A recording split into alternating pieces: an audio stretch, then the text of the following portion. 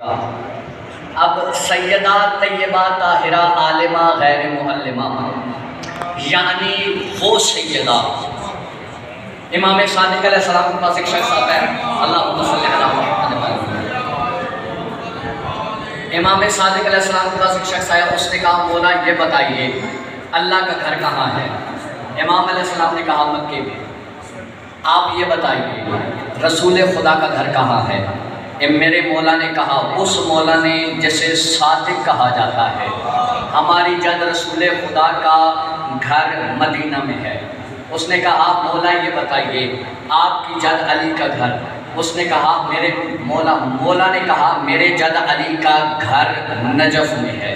انہوں نے کہا آپ کے جد امام حسن کا گھر جنت البقیع میں، سیدہ کا گھر جنت البقیع میں، امام حسین کا گھر کربلا میں۔ اس نے کہا کیا ایسا ہو سکتا ہے مولا آپ 14 کا گھر کہیں ہو؟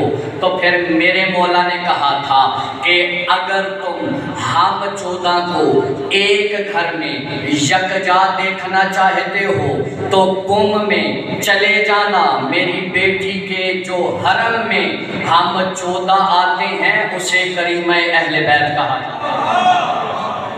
اس سیدہ کی تحریف پر یہ جبین نیاز جو 6 سے 7 سال چکی ہے، وہاں سے القابات امیر المؤمنین عطا ہوئے ہیں۔ سید کے حکم پر آپ کی جھولیوں کے نظر کرنے لگا ہوں اور دیکھنے لگا ہوں کہ کس کس میں ولائے علی کا ٹھاٹھے مارتا ہوا سمندر ہچکولے کھا کے باہر نکلے گا۔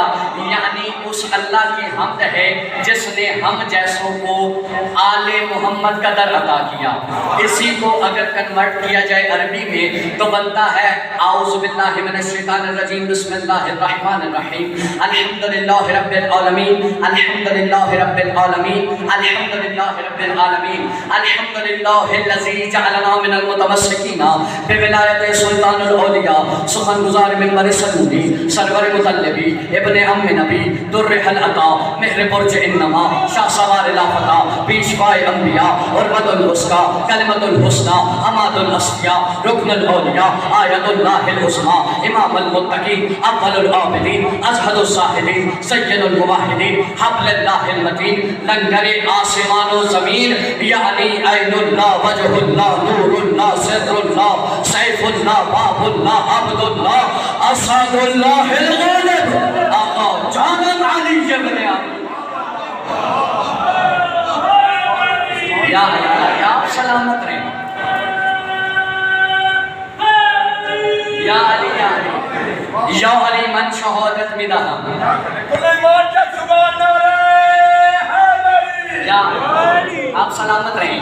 آپ کا وکیل بن کے اپنے مولا امیر کی بارگاہ میں سجدہ عشق پیش کرنے لگا ہوں۔ یا علی من شہادت مدہم شما اول العابدین ہستی، شما اصدق الصادقین ہستی، شما امام المتقین ہستی، کار خدا در آستین ہستی۔ اتنا سب کچھ کہہ گیا، آپ کو نہیں سمجھ آئی۔ حق بھی بنتا ہے، آپ کا سوال بھی بنتا ہے، آپ نے پڑھا کیا ہے، ہمیں سمجھایا کیا ہے۔ میں نے آپ کو بتایا یا امیر المؤمنین اس غیرت مند مجمع کی وکالت کرتے ہوئے آپ کی بارگاہ میں آپ کے قصیدے پڑھتے ہوئے یہ کہہ رہا ہوں آپ ہی اول العابدین ہیں، آپ ہی اصدق الصادقین ہیں، آپ ہی امام المتقین ہیں۔ صرف یہی نہیں، کار خدا در آستین ہستی آپ وہ مولا ہے۔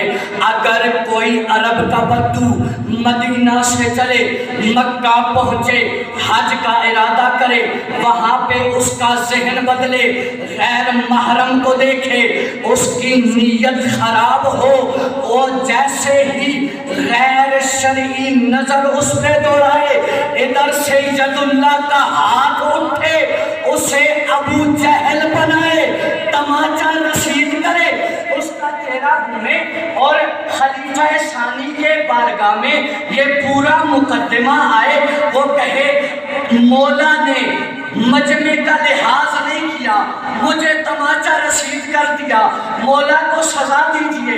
اب جو منبر پر بیٹھے ہیں انہوں نے کہا یا امیر المؤمنین اس نے کیا کیا؟ مولا نے سارا واقعہ بتایا۔ اس کے بعد حضرت عمر نے یہ کہا اللہ کی آنکھ نے دیکھا ہے، اللہ کے ہاتھ نے مارا ہے، عمر کرے تو کیا کرے؟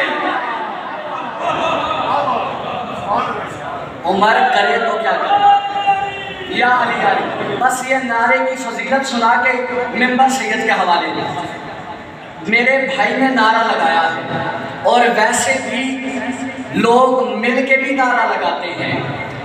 نعرے کی فضیلت یہ ہے، اور جب آپ نعرہ لگاتے ہیں اگر کوئی جواب نہ دینا، پریشان نہ ہوا کرو، اس لیے کہ جب تم نعرہ لگاتے ہو آدم کی آواز آتی ہے میرے علم کا نعرہ، نوح کی آواز آتی ہے میرے علم کا نعرہ، عیسیٰ کی آواز آتی ہے میرے علم کا نعرہ، حضرت موسیٰ کی آواز آتی ہے میرے ہیبت کا نعرہ، حضرت ابراہیم کی آواز آتی ہے میری خلت کا نعرہ، جنت کی آواز آتی ہے میرے مالک کا نعرہ، بہت آرام سے پڑھا، جنت کی آواز آتی ہے میرے مالک کا نعرہ، ارے کوثر کی آواز آتی ہے میرے ساقی کا نعرہ، اور منبر کی آواز آتی ہے میرے اس علی کا نعرہ جو منبر سلونی پہ بیٹھ کر سلونی کا دعویٰ کیا کرتا ہے، کوثر کی آواز آتی ہے میرے ساقی کا نعرہ، منبر کی آواز آتی ہے میرے خطیب کا نعرہ، مسجد کی آواز آتی ہے میرے شہید کا نعرہ، ارے قمبر سلیمان ابو ذر کی آواز آتی ہے ہمارے مولا کا نعرہ جس کے لیے محنت کر آیا ہوں، حسنین کی آواز آتی ہے ہمارے بابے کا نعرہ، بطول کی آواز آتی ہے میرے شوہر کا نعرہ، رسول کی آواز آتی ہے میرے وسیع کا نعرہ، اللہ کی آواز